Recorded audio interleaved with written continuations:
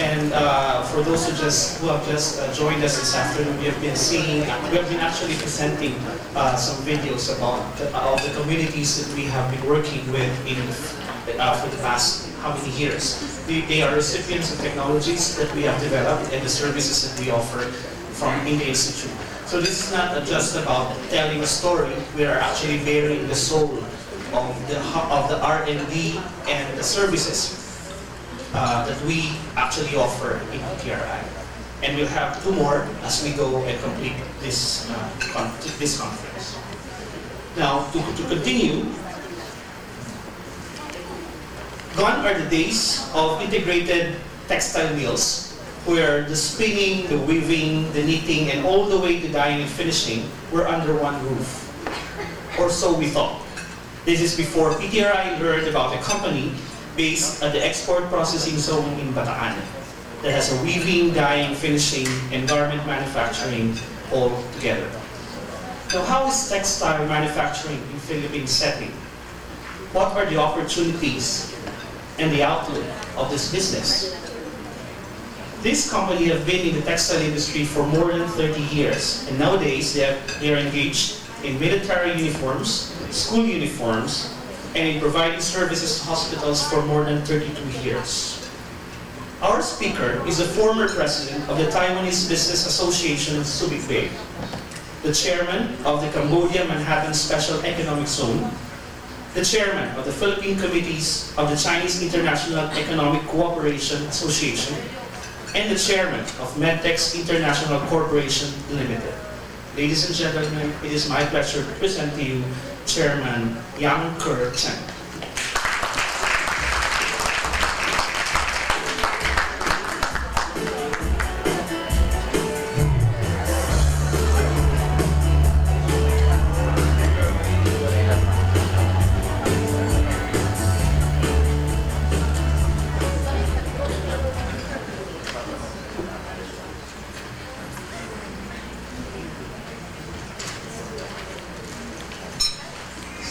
Honorable Director Celia Kazuma, distinguished guests, ladies and gentlemen, good afternoon. This is the first time I am invited by this PTI, although we have worked with the PTI for so many years. Our company has been established, put in basement in Philippines over 32 years. Therefore, although I come from Taiwan, I come to Philippines almost like 300 times. So I traveled more than the flight attendant. So they said I work very hard for airline company.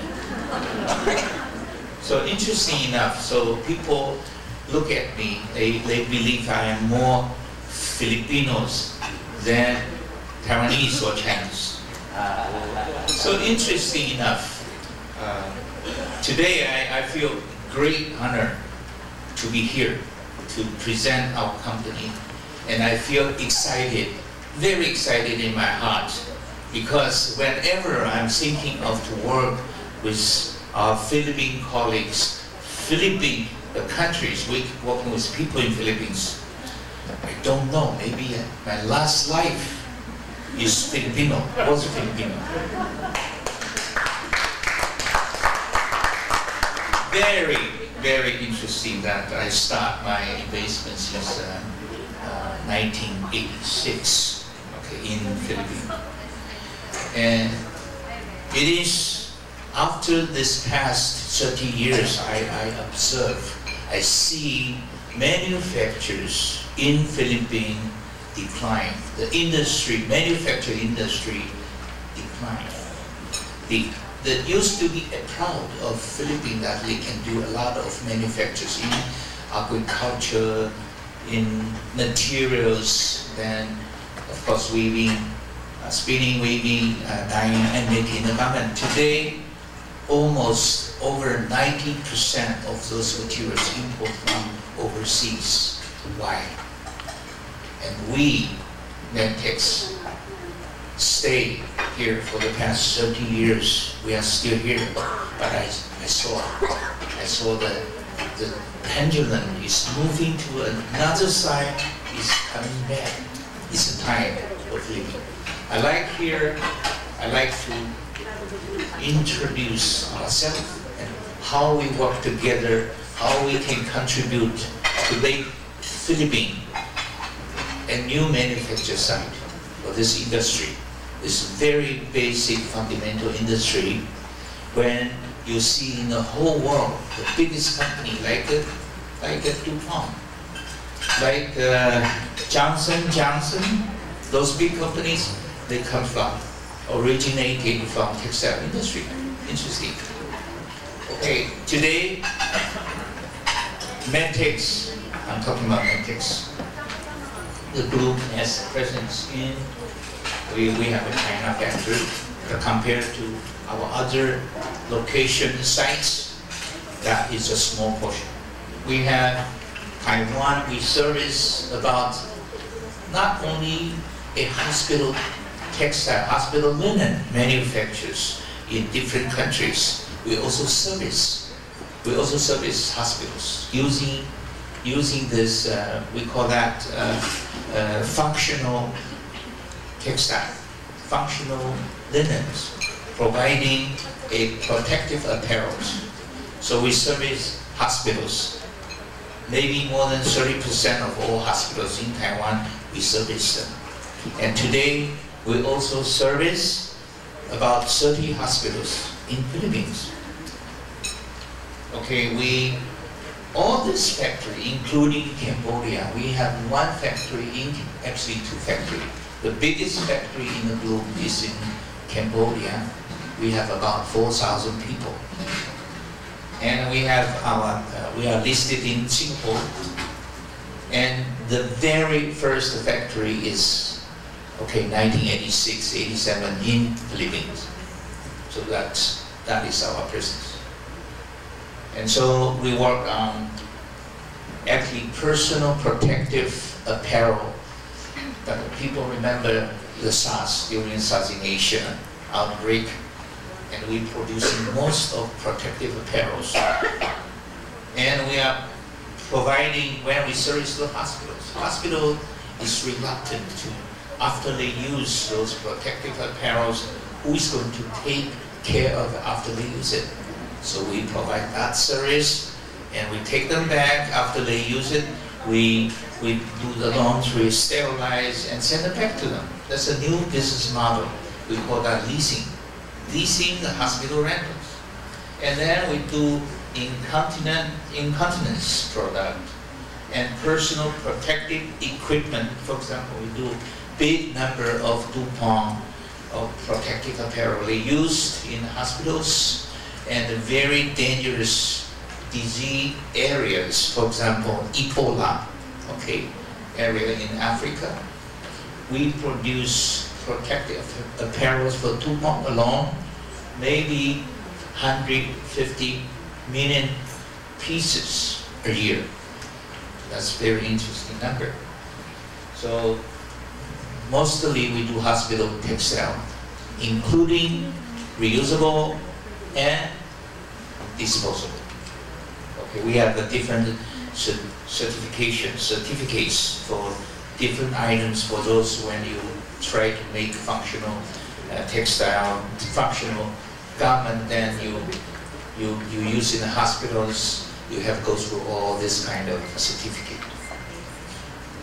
Okay, now we concentrate to talk about our Medtex Philippines. Okay, we start, so you see that capacities are doing in Bagan since 1987, 88.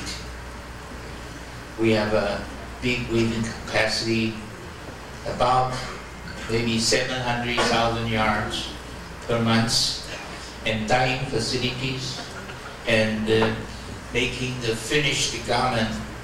Most of them are medical garment or health linens. items like blank. So our company's mission, you know, many companies try to set up a goal that the company will last longer. Therefore, you have to define, position yourself, and build a very core soul into your heart, into your staff's heart, into the company's heart. Therefore, that company can last longer because you build a spirit, a soul. The soul in our company is a vision. The vision is we want to make the most safe and protected apparel, uniforms to those people who work in different industries, so that they can go home after work safely. This is our goal. This is our mission, to make the best personal protective apparels, and every workers can go home safely. This is our goal. This is our soul. And in Philippines, we have doing this job for 30 years. Many of my friends in Asia, before I'm pushing, I'm promoting, because I have a very successful experience, business experience in Philippines. But outside of Philippines, the overseas people worry about Philippines. Okay, one of my job, you see my CV. One of my job is a committee chairman of Philippine committee chairman in Taiwan, promoting Taiwanese businessmen come to Philippines. Interesting. I have a very successful business experience, 30 years in Philippines. I have no labor problem, no labor strikes. But outside impression, investors worry. They said the peace order in Philippines is not good. Labor union is very strong. I am promoting this job for the past 30 years. And at that time, we are pushing, we are trying to take them back and ask them to put investment in Philippines. We have very bright timing since 1986 after People's Power. And after 5 years later, the pendulum moved. Even we pull them very hard. We want them to come to the Philippines. Many people, most of people go to China because China is so inexpensive, so cheap. At that time, the minimum wage is $50 per month. Our Philippines is about $100 at that time. So you cannot put investment in the Philippines. On the other hand, everybody wants to move to China. But after 20 years today, China moving very fast. Who are those major investors? Taiwanese manufacturers. Today, many people believe that China is so strong. But don't forget, in 1996, China's foreign exchange reserve is only 100 billion. But Taiwan has 250 billion US dollars reserve, almost 3 times. But China opened its market, opened its workforce. They welcome all overseas investors, the biggest investors in Taiwan. China today very proud of them, that they have very strong, they are the biggest exporters. They are biggest export countries in the world. They are number 1 to the USA trade surplus. Number 2, who's number 2? Mexico. That's the reason now you see a trade war between China, US want to China to make a change. Secondly, the US want to make Canada and Mexico, they talk about NAFTA, they want their change. They want the trade, okay, NAFTA treaty to be amended. Who is third? Germany. Therefore, they hit Europe Who is number 4? Japan, right? Germany. So they push on Germany, they push on Japan. Who's number 5? Vietnam. Vietnam is like number 5. And how about our Philippines? Our Philippines is much less. Therefore, the opportunity for Philippines to grow very fast today is timing. Good opportunity for our Philippines today. Today we see ASEAN is moving up. Philippines is on the annual economic growth over 6.5%, which is on the first tier based on ADB survey. So good. Okay, China is very good. Vietnam is very good. Don't forget, Philippines is also on the first tier. So it's timing. And manufacturing costing in China is very expensive. China is so proud of themselves for the past successful 20 years. And I told our China brother, I said, wait, do you know who is the biggest exporter company in China? Taiwan, your brother, Taiwanese manufacturers. And who is the top 20 biggest exporters? Over 30% of them are your brother, Taiwanese factories. And now the pendulum moving from China, they want moving to Asia countries. Number 1, they talk about Vietnam. But I told them wrong, because Vietnam is number 5 trade surplus to the US. And there are many government efforts. Okay, DTI made a great effort. There are many items out of those over maybe 50,000 items. 30% of them are duty-free to Europe, to USA. It's timing. Therefore, I see that our President Turkey talking about one of their government policy is trying to strengthen manufacturers. They want why the manufacturer is not in Philippines. Why US President want all the manufacturers come back to US. Now our President Turkey wants made in Philippines, Philippine flag, and timing is there. I'm sorry, I forget about my panels. I'm too excited. Because in Philippines, not only we have abundance of human resources. Okay, do you know how many newborn babies per year in Philippines? 1.7 million. You know what a challenge for government in Philippines? They have to create a new job, 1.7 million new position, job opportunities for them. Not easy. Manufacturers. And I realized our chairman, Mrs.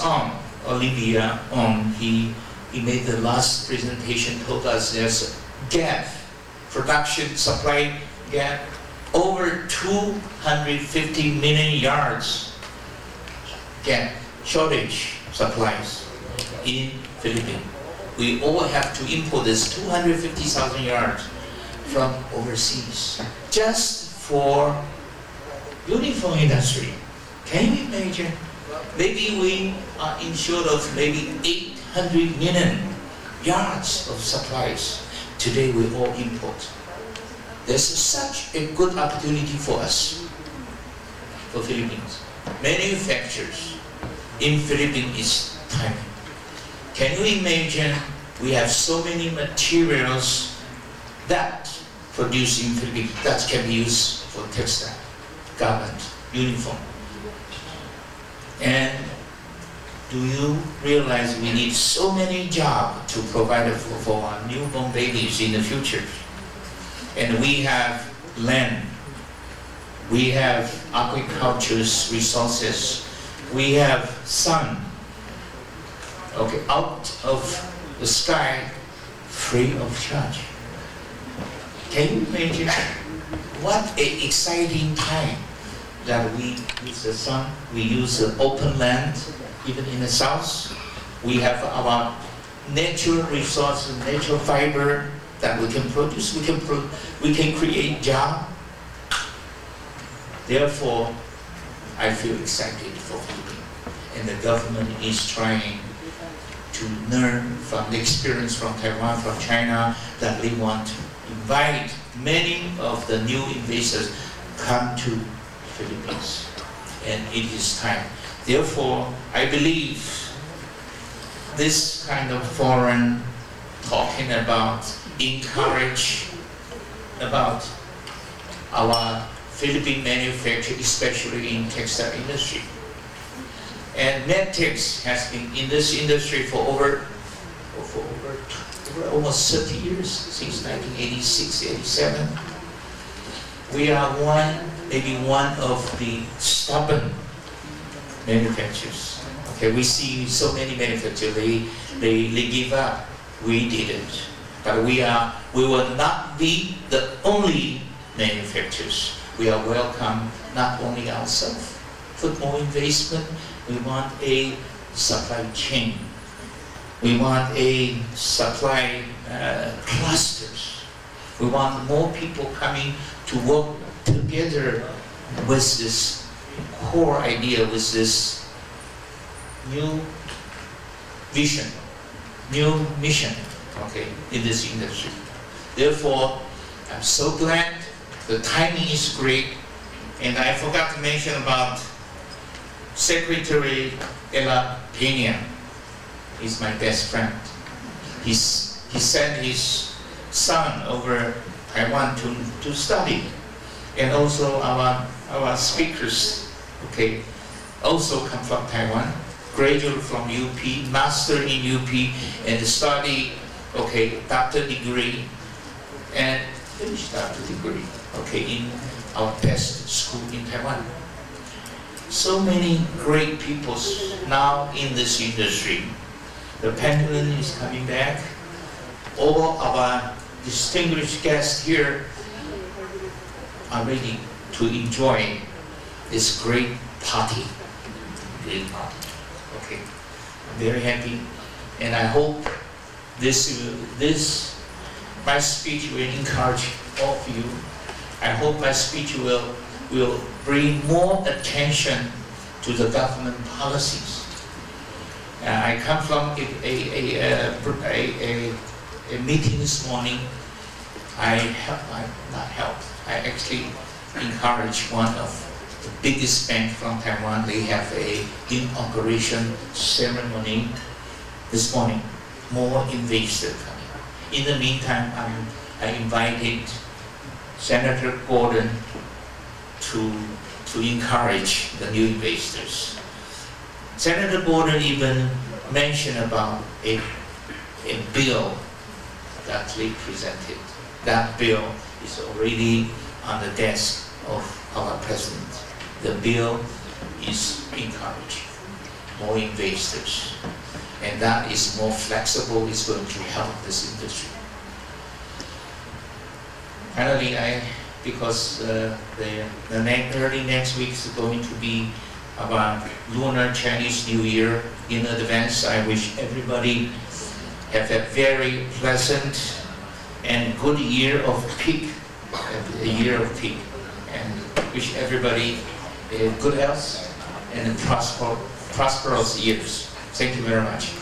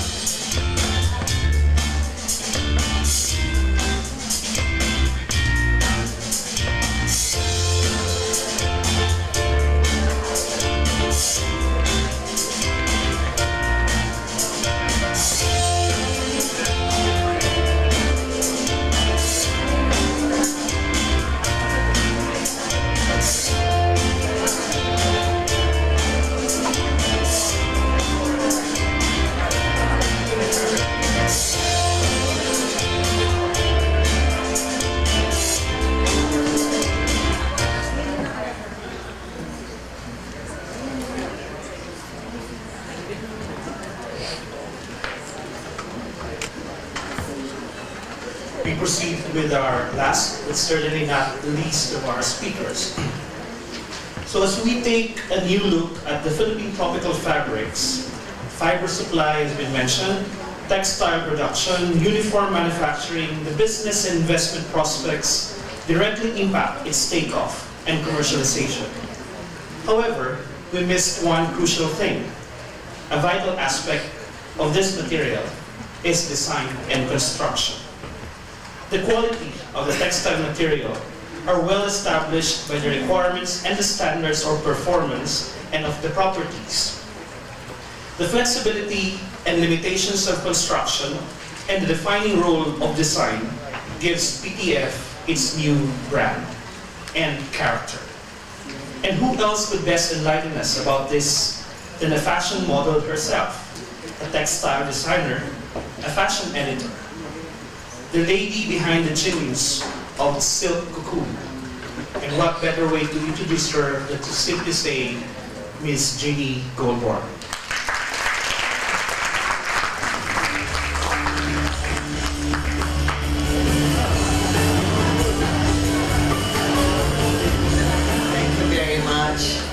Thank you very much. I forgot I was a model. Well, today is indeed a very exciting day for me because about 6 years ago, I got a phone call from Celia. And it was beautiful because we had a beautiful exchange, a discussion on the phone. And I think this discussion hasn't stopped because I feel so strongly, if there's anyone in this room that has inspired me, it's Celia Ilumba. This discussion had started 6 years ago, and this woman's passion and really patience to see this through is admirable. I am now a year of the pig, and I'm 71 years old. And I would like to say, Mr. Yang, your speech was definitely very, very, very beautiful. It energized me, and I feel that I should back out the calendar. We'll pull it back, and I wish I was 28 years old, coming back from New York with big dreams. But after hearing you, I would like to share this big dream again. Perhaps as a shadow of Celia Ilumba. So, when I arrived 28 years ago, the textile industry was okay. We were producing denim, little mills, and the Philippines was the Paris of Asia. I am the third generation of people in the weaving. My grandmother wove. And we got our silkworm and the cocoon from the pili nut tree in Bicol, where abaca is grown. So at 4 years old, I was playing amongst the loom, just having fun, and watching my grandmother dye silk with piña. It was very interesting for me at 4.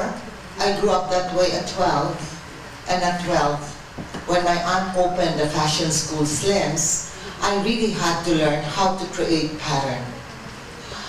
Tell you the truth, Mr. Yang, I didn't want to be a designer. I wanted to be a philosopher, to write for the movies and the cinema. But because I needed to help my aunt in Slims, I did at the age of 12 sew my first short pants and trousers. And I cried as I was sewing.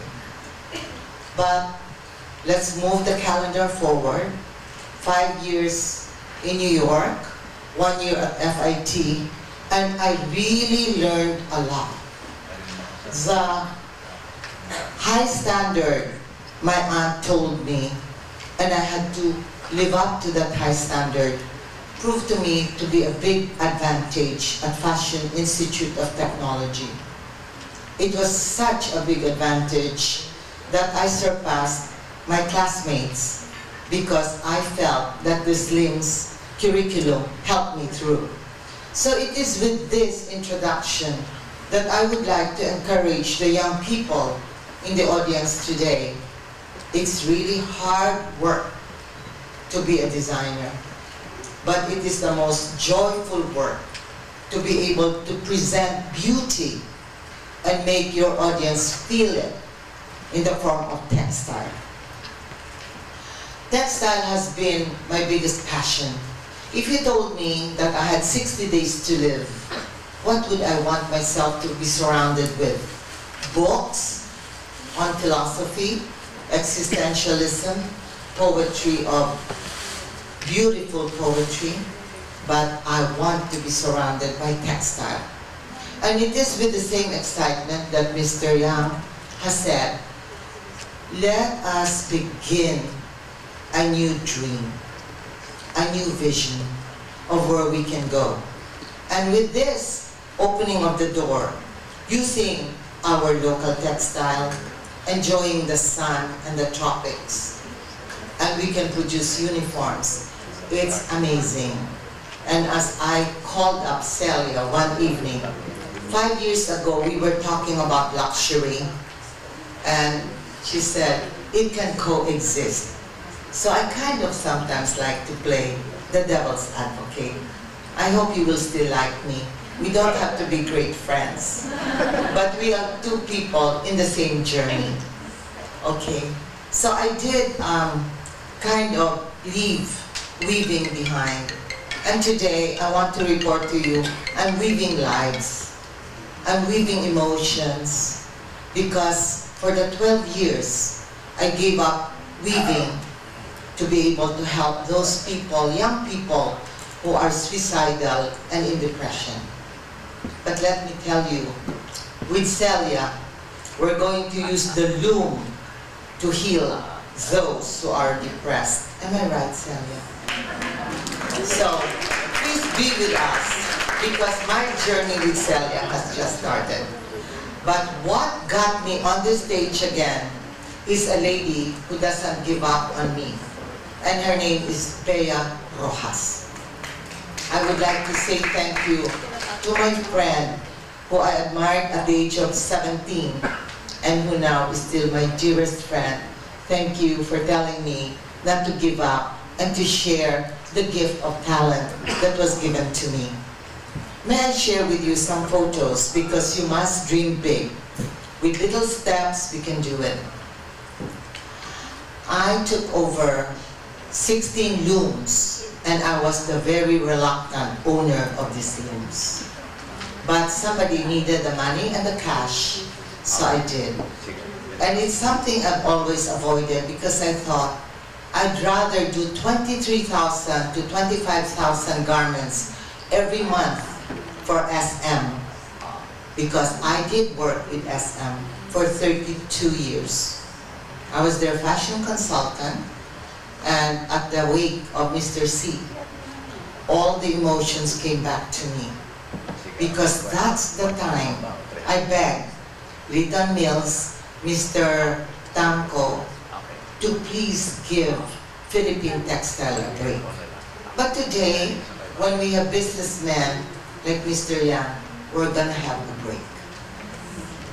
And so, I'd like to show you that creativity starts from pulling together something of the past and putting it into the future. I'll just tell you what I did 18 years ago, and this was my fashion show. It was tribal. Coming back from America, I suddenly realized the wealth the Philippines has. Wealth. The wealth of talent, it's true, the wealth of labor, and the wealth of culture. So I did this show to present to a group of ASEAN, but I'd like to show it again to you. Shall we move on? And that's Mr. Sisip, who wore all my barongs. He must have 115 of my barongs, and some of them with real gemstones. So this is the tribal that I did. And I would like to tell you that everything is possible under the sun. But there's only one particular ingredient you must know the basic core of what a design is. It's very important to know the pattern. It's very important to know the textile. And so, in my dream for the students, which I presented to Celia, I wish that we could have an exchange of the youth from Taiwan, from Korea, from Thailand. Sir, let us get the youth together. Let them have an exchange of culture. Let them exchange. Let them use our Philippine textile, and let's see what the Korean can do. Let's get Thai textile and see what we can do. We are now global. We are not thinking of ourselves as just an island in the geography of the world. So I was thinking that perhaps we can host 3 graduates and let them all participate in a very serious fashion parade, but serious enough that we can bring them to Europe. I did 14 years of show in Europe, Biennale and Maison d'Objet. And I'm very proud to tell you, the Philippines under Silk Cocoon was the very first company to ever join a European exhibit. On the 3rd year, Saitam joined, but it was very exciting for me. Of course, I helped Saitam because my heart was with Eli Pinto, another icon in our garment business. And if we could just get the businessmen to appreciate and have 5 scholars a year, at least a garment company, a textile company, to select a very passionate future international designer, to let her learn from the ABC of textile weaving, understanding the different threads, and really definitely 4 years of training in understanding a construction of a dress. That is part of it. 4 years is the American style. But in Europe, it's 12 years. The same like a medical doctor. Really 12 years. It's a science.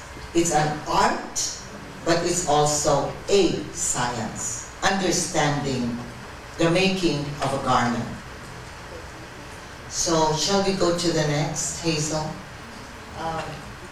We have so many new innovative techniques, and I would like to say thank you, TRI, for all the new innovative, and one of the most I'm proud of is the sugarcane thread that you have done for Bea Rojas.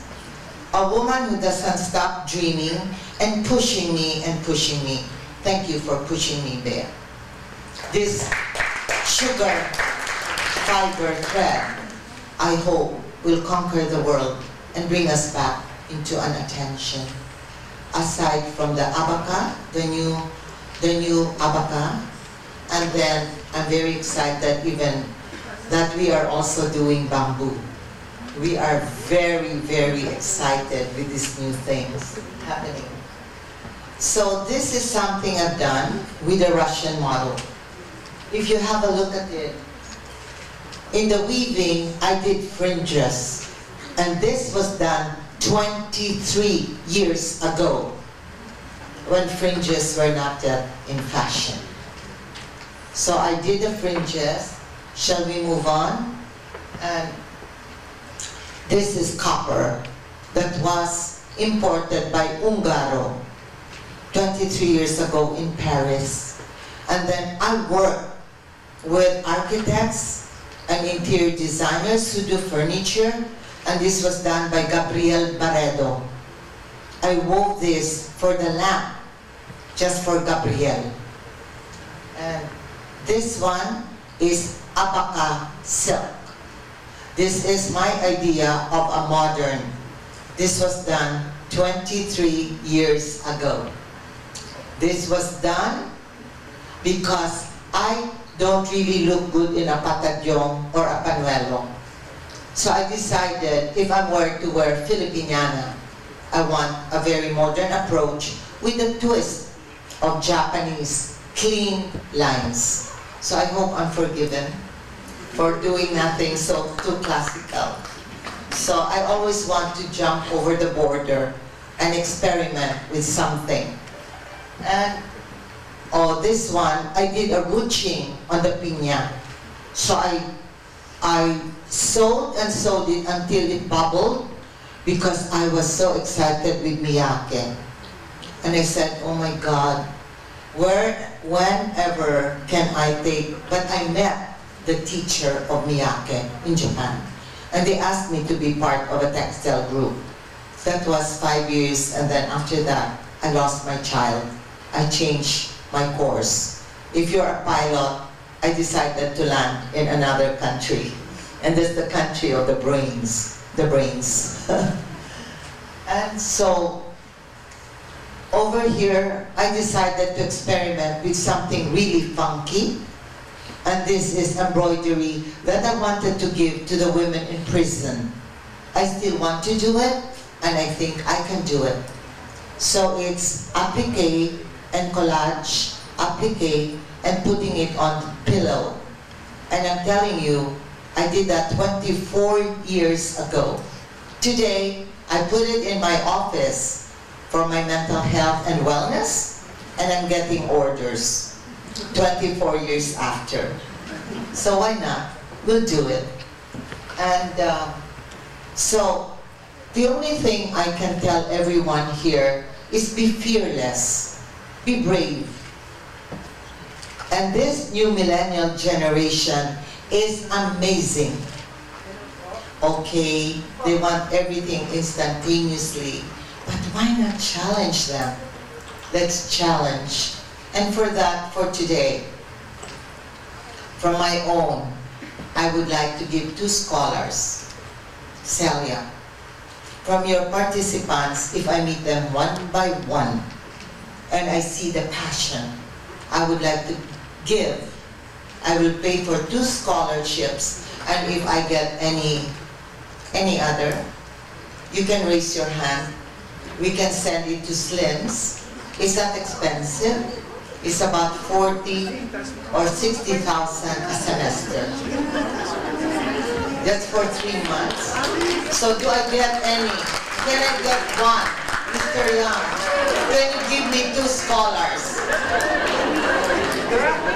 Mr. Clement Young, can you give me 2 scholars? Yay! So from our 2 contests, from our contestants, sir, where you will see the clothes, you will realize that the dream and the passion is within the clothes, but they need to study further. So will you be my partner?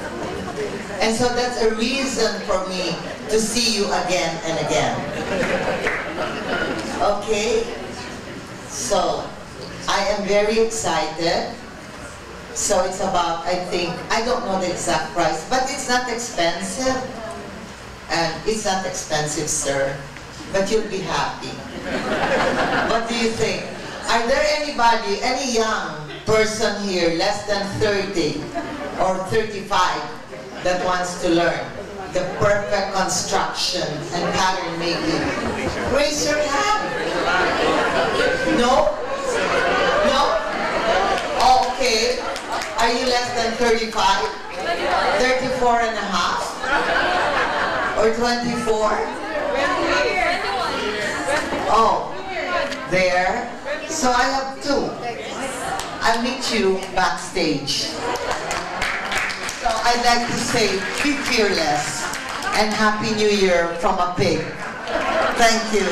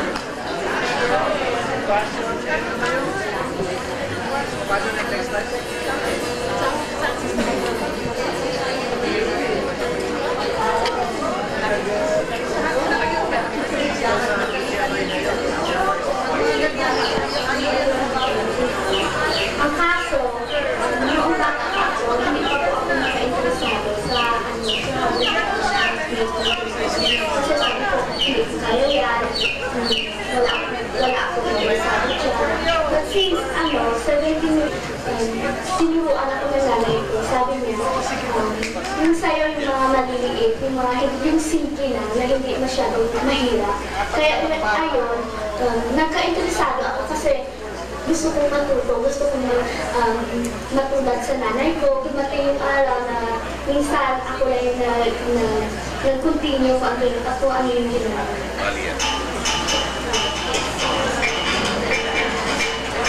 Bayo itawa ko na kay no yon kay no mo yung tino ng bele gulong mo yung dulu amin ng manaki gulong sinuro ko bele upakay tulorin abay siya ng tinorin yung sa tawa ko nahalidan sa pool nahalidan sa dao kung titin mo yun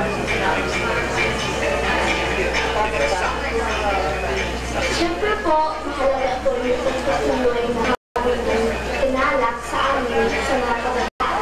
Kahit may mga pagsubok, gusto ko ito, pagpatuloy na yung bata, hindi mawala yung pagkakas namin, ibawal at para kahit paano may susunod na sila sa amin.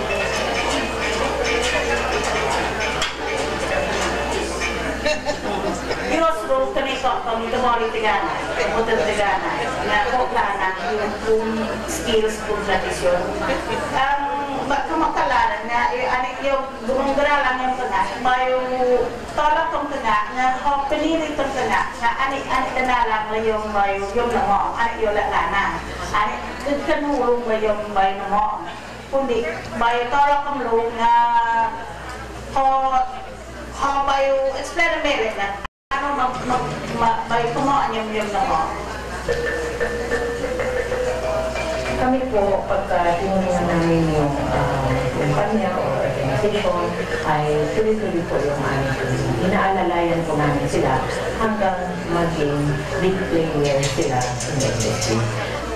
Alam mo, napakarami natin pwedeng gawin. Ang dami natin mga hobby, libo-libo mga hobby. Ang kailangan lang, bigyan natin sila ng suporta, whether yan ay mga pag-aaral, bigyan natin ng additional training, or yung kanilang mga kapihan, ating bigyan ng mas magandang equipment, maaasahan po nila na ating sa Research Institute, tuloy po na maghahanap ng mga paraan para matulungan ang ating mga stakeholders sa textile industry, lalong-lalo ng ating mga maliliit na mga hobby sa ating mga campus associations. Siguro napansin ninyo sa Lake Cebu, buhay na buhay ang paghahabi sa Lake Cebu. Ang pakiramdam mo doon, lahat ng tao ay engaged. Gusto talaga nilang mag-hobby at pati mga maliliit na mga anak, mga bata, interesado. So yun yung nakita namin na exciting sa kanila.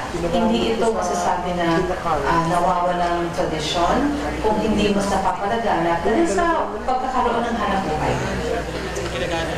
Ketemu ko yung lami ketemu mo paglabere taibang tobong bere abay sa pakai degala no amin pakai mo ako yung ko alak ko mla ang lana sa yung tao kumakbo abay sa yung tao kumakbo yung alak ko anin yung lami ketemu laan pakai lana sa tobong bere haya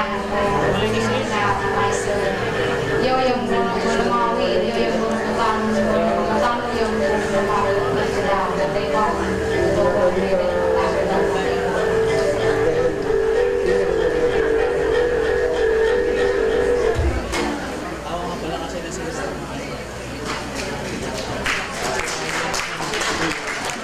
That ends the presentation, but now may I request our last two speakers, Chairman Yang and Ms. Colborn, to please occupy the seat in front for a very short open forum. I can only entertain 3 questions, please.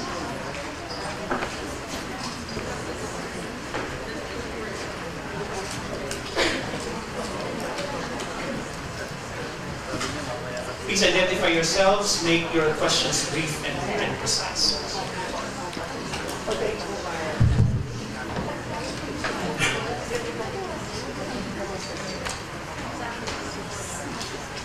71 siya pero tapos mo.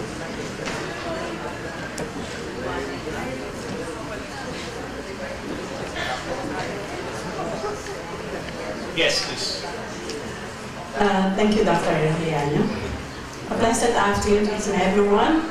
Again, I introduce myself. I am Professor Divine Reyes, a practicing college professor and a media practitioner both in print and broadcast. My question is addressed, I don't want how you want to be addressed to Mr. Yang Kershen or Mr. Clement Yang, the chairman of the MedTech group. Sir, I don't want to have that feeling of being conceited, but the way you have shown your passion and love to the Filipinos, please allow me to ask this question. What is there in the Philippines, especially among the Filipinos, that fascinated you so much, which I consider, forgive me if I'm wrong, an evident reason why you keep on going or staying in the Philippines, dealing with the Filipinos and pursuing business ventures with us since 1986. Thanks so much, sir.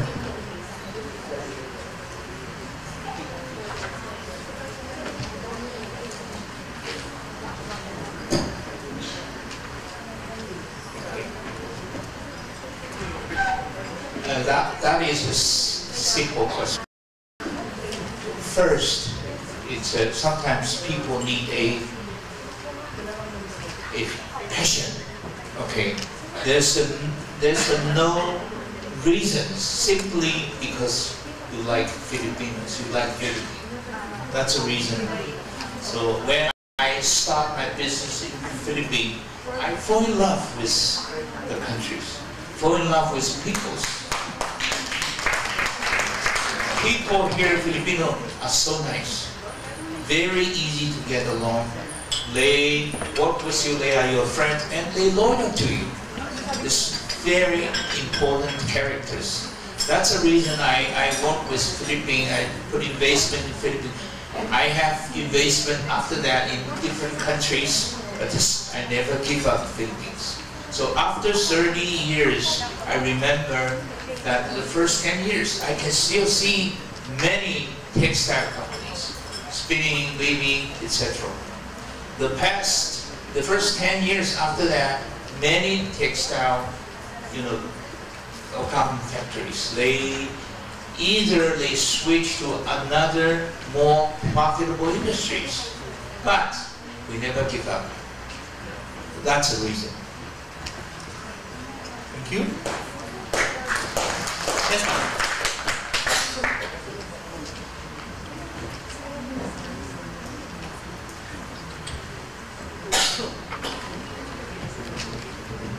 Good afternoon. I'm Carmelita Nuki from DON, Development Action for Women Network. Thank you to our very inspiring speakers. I don't have a question. I just want to share that because Ms. Goldburn said that now she's reading the lives, the emotions of people. Because we have a lot of women returnees who are distressed. So when they learn the skill, they develop their confidence, and then it also becomes a source of their income. So thank you very much. Thank you to our partners at DON.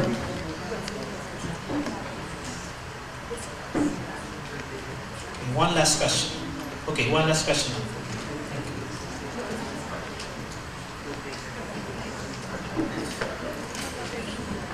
May I give the question one after another because these are intended for Mr. Clement Yang and for Madam Ginny Goldhorn. The first question for Ma'am Goldhorn is, I am specifically attracted with that phrase that you have uttered, be fearless. In your long years of being a fashion designer, icon, I know you have several reasons why you have chosen that phrase, not only addressed to the millennials, but for everybody. And I'm sure what is within that phrase is indeed so witty, why you had that. And at 71, I believe it's one of your inspiring phrase, why you were able to keep yourself having that good looks.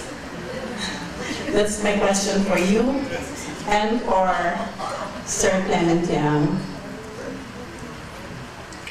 what is there in you that after 3 decades being in business here in the Philippines, you have kept yourself free from labor stress and legal problems? Because that is highly inspiring.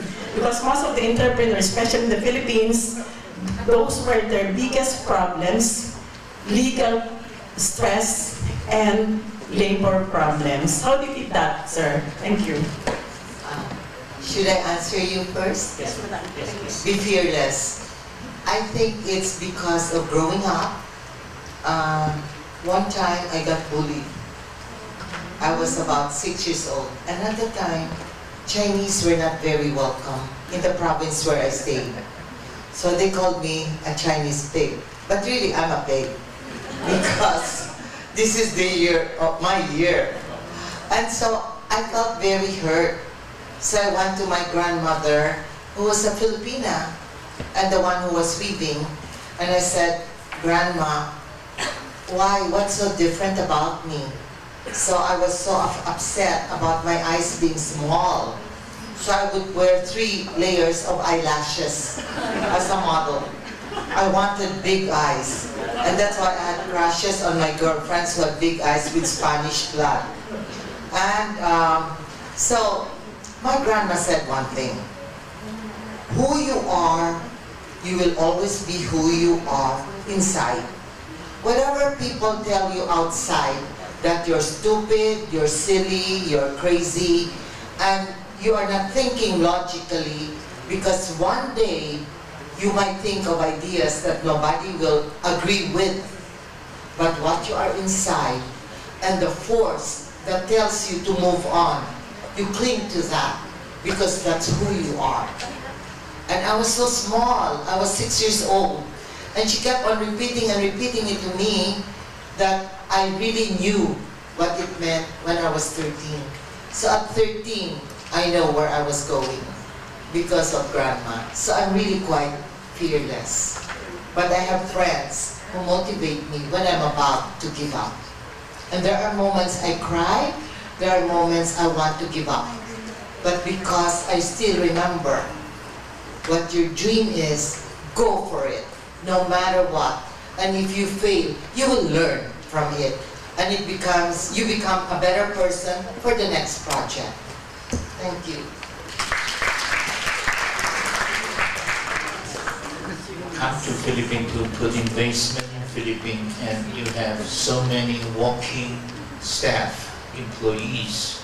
The biggest numbers of employees in Philippines, we have more than maybe 1,500, close to 2,000 people that we work with.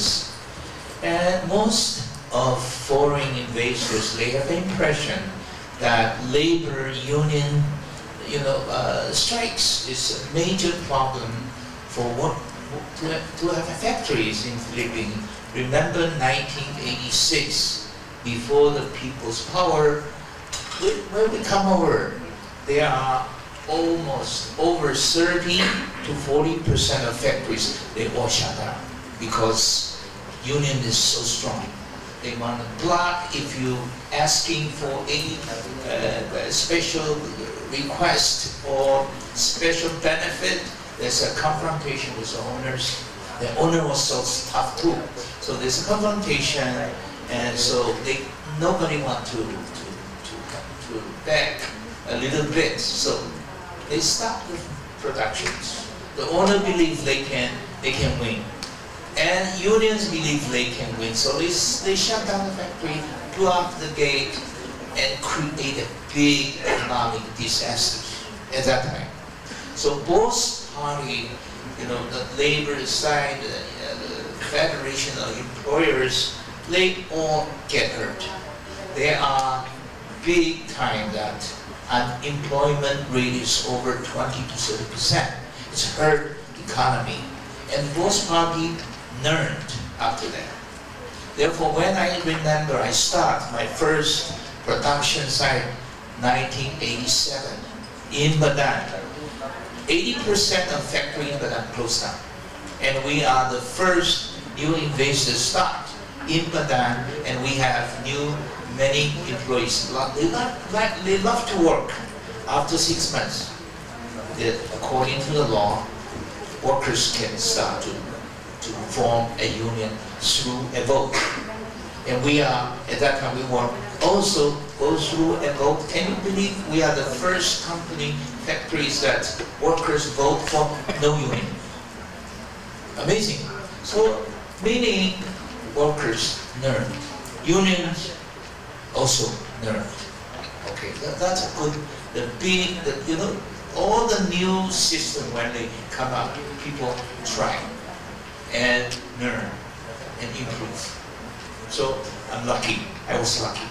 And then actually the next years I told our management, we said, the union is the natural privilege, it is the right for workers.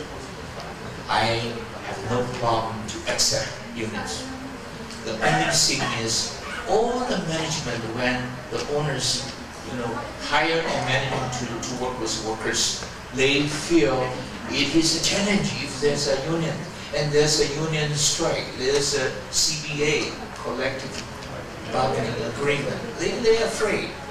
And whenever there's a new negotiation for the CBA, usually the factory stop for 3 days. And usually people cannot afford to stop even for 3 days. I told them, don't worry, it is a cost running a business, running a factory. So don't worry, go ahead. So they relaxed. And I said, just open your heart, open your mind and talk to them. And we never fail. We never fail go through a CBA. So for the past 30 years, we never have problems. And on the other hand, whenever I represent Philippine side to talk to all the investors and new investors, a forum, I always tell, what is the most benefit to come to Philippines? Our workers are nice. We never have unions. And the very key is actually in Philippines for the past 30 years, the minimum wage moved very stable. Therefore, this is the most benefit things for the investor company. So, Ambassador this morning, he told me in public, in a speech, he said, Clement, my old friend, I think he's a forever Filipino friend. I'm very proud of it. Thank you. Thank you very much. May I invite our Director Celia Lumbra, to award the plaques of appreciation and tokens to our speakers.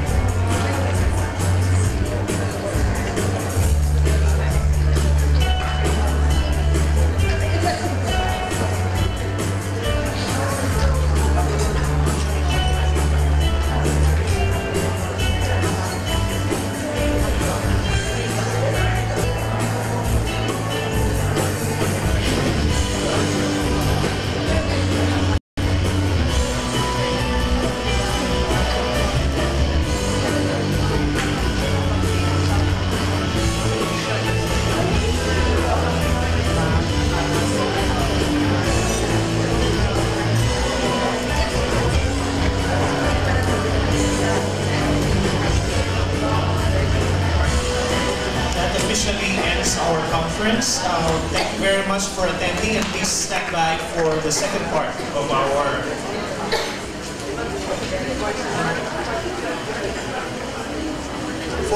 fashion show that will follow afterwards. But before we end officially, may I request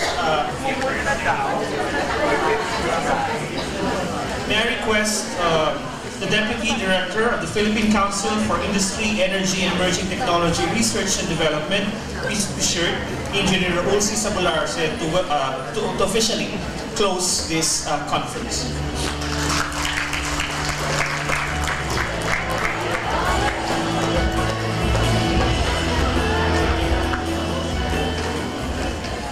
Good afternoon, everyone. I thought I was in a different world, that many more will benefit from the talks. But let me try to give you some remarks, the closing remarks in behalf of the council. We have an executive director, and unfortunately, he's not able to come because of other pressing problems. So let me just firstly congratulate the Philippine Textile Research Institute on its 52nd, that's right, 52nd founding anniversary celebration. Congratulations to Peter I's unwavering support for the development of the Philippine textile, garment, and allied micro, small, and medium enterprises, MSMEs, in achieving global competitiveness. The PTRI never stops working very hard to really promote to the development of the MSMEs and the textile industry. So let's give PTRI under the leadership of Dr. Luma, I give big hand. Today the event is titled TELA. Is about textile empowering lives in TELA. Very appropriate. And theme, Gawang Pilipinas, Galing Pilipinas.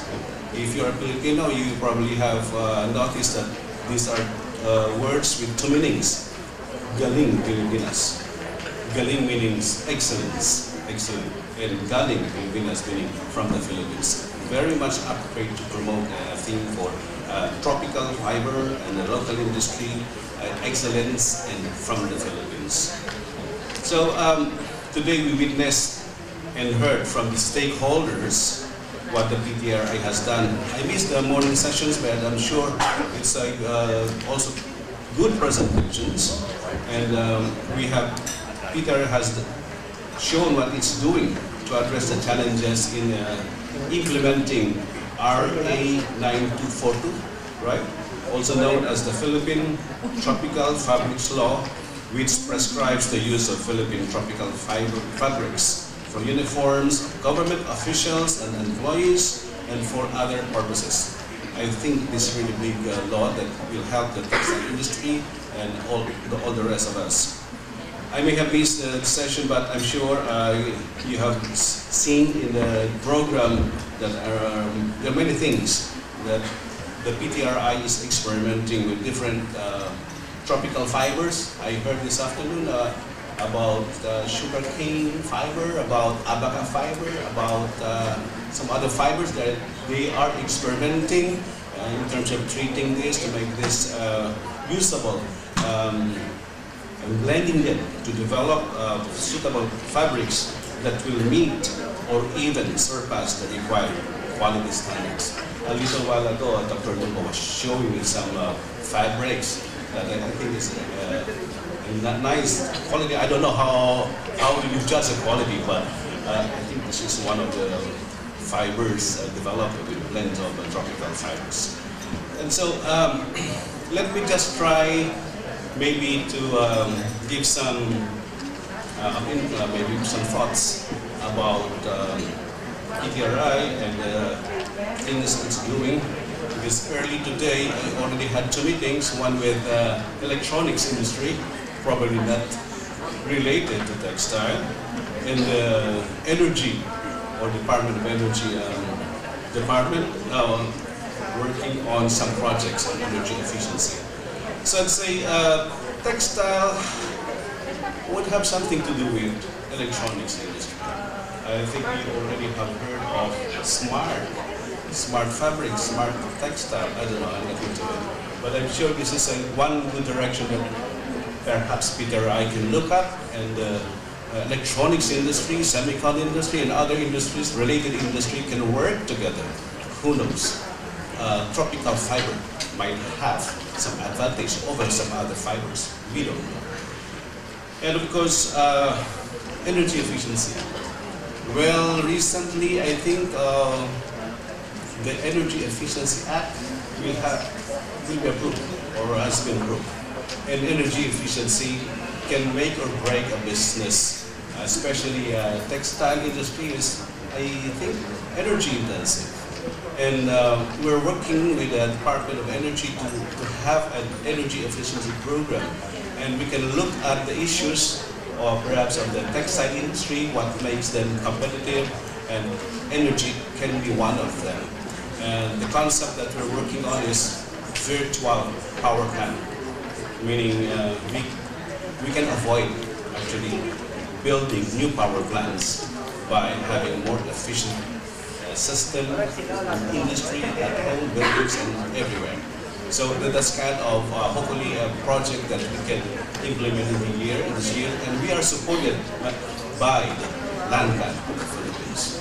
So if that pushes through with some support from Department of Energy, Department of Science and Technology, and also the ESCOs, the energy service companies, we can have a program together with Land Bank who can provide needed funding systems to make things happen. So I'm quite excited. Although it's not textile per se, I think that can help the textile industry. And so I would like also to mention that PICC is one of the strong supporters of PTRI in its research and development efforts. And I would like to commend the PTRI for its successful implementation of the PICC-funded project, development of design prototypes for government agencies uniform. In a while, I think we'll see some of these outputs to promote mainstreaming of natural fibers and local weaves.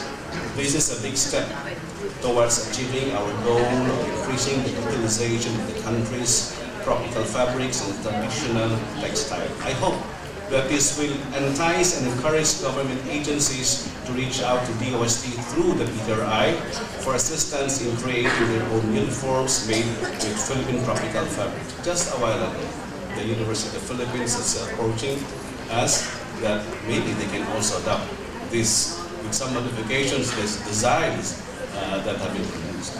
So of course, this will not be possible without the strong cooperation of our stakeholders, including our country's renowned designers, maraming salamat po sa inyo, and participants to the design competition for accepting PTRI's invitation to share their ingenuity, creativity, and remarkable talent in creating prototypes of government uniforms and gala outfit inspired by government agencies' respective functions and mandates while promoting the workmanship of our very own weavers across the country. I, for one, can't wait to put on these masterpieces with much pride and enthusiasm. Who would have thought that we can be fashionable while wearing government uniforms? So congratulations again to all those who have contributed to this project to be a success, and to everyone else here. Let's all rise to the challenges of RA or Republic Act 9242 in promoting the use of tropical fabrics and traditional textile in government uniform. And to PTRI and the other resource persons here, thank you for making this celebration a success, for making also PICC a part of this celebration. Happy 52nd anniversary, our partners in invigorating the textile industry through science and technology. Magandang hapon po.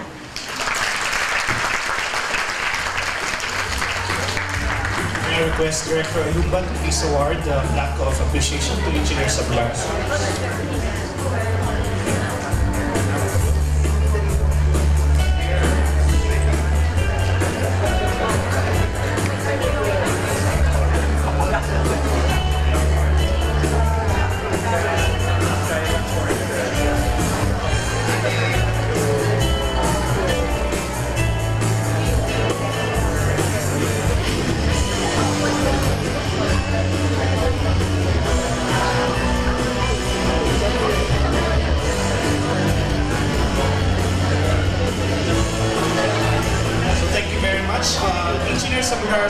mentioned already today, things like smart textiles, wearable electronics, actually intelligent textiles. And these are the things that you need to watch out for from PTRI. So we'll be coming up with this soon. And now we end this conference. The snacks will be served outside at the visitors lounge. Don't forget to fill up your conference evaluation forms, and kindly please give this to the secretariat. So we will now vacate this room as we prepare for the fashion show. So our snacks will be outside. Thank you very much.